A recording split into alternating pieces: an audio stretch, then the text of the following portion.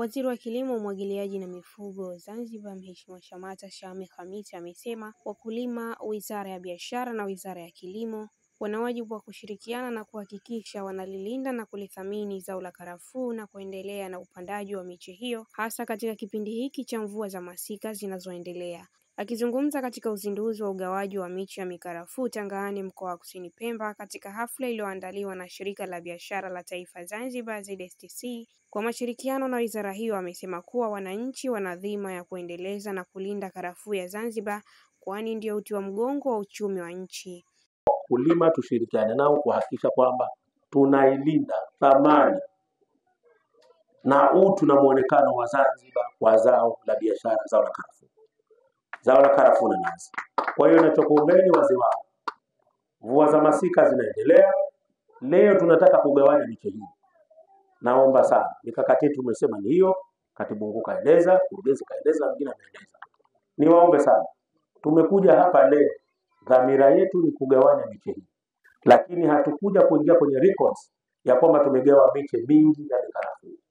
Tumekuja tunataka tuingie kwenye records ya kwamba kiwango cha msimu wa mwaka 2025 miche iliyogaiwa ni kiwango hicho hapo kimetajwa zaidi ya 80,000, lakini yaliyo survive ni asilimia takriban tuseme 100, lakini asilimia 90. Mkurugenzi mwendeshaji wa Shirika la Biashara la Taifa Zanzibar ZSTC, ndugu Sudi Said Ali, amesema juhudi inayochukuliwa na Shirika la Biashara kwa kushirikiana na Wizara ya Kilimo katika kuhakikisha linaendelea kuzalisha miche ya mikarafuu na kutoa kwa wananchi ili kuongeza kasi ya uzalishaji wa zao hilo ni chachu wa maendeleo na ukuaji wa zao la karafuu nchini. Tumependelea kufanya uzinduzi huu hapa ili kuona kwamba zile juhudi za viongozi wetu ambapo walipokuwa wakitupa maelekezo tukazifanyia kazi na tumeona kwamba zimezaa matunda. Kwa hiyo tumesema kwamba hapa tuje at least tuone ushuhuda, vile vile iwe ni kama motivation kwa wakulima wengine ambao wako tayari kuiga mfano kama waliofanya wenzetu wa Tangani, basi tuendelee nao. Nafikiri ukipita hivi vitabu sasa hivi utaangalia miche mingi utakayoikuta basi ni mikarafuu kuliko miche mingine. Kwa hiyo juhudi kubwa sana inafanyika kupitia wizara yako, lakini tukasema tushirikiane hizi nguvu za pamoja ili kuona kwamba tunafikia lengo na la nchi na la serikali ili kuona kwamba tunaenda kuongeza uzalishaji. Kwa upande wake, Katibu Mkuu Wizara ya Kilimo, Umwagiliaji na Mifugo, ndugu Ali Khamis Juma, ameeleza mpango wa utoaji wa miche ya mikarafuu ukiendelezwa kwa wananchi utaleta tija kwa taifa na kuongeza uzalishaji wa zao hilo nchini.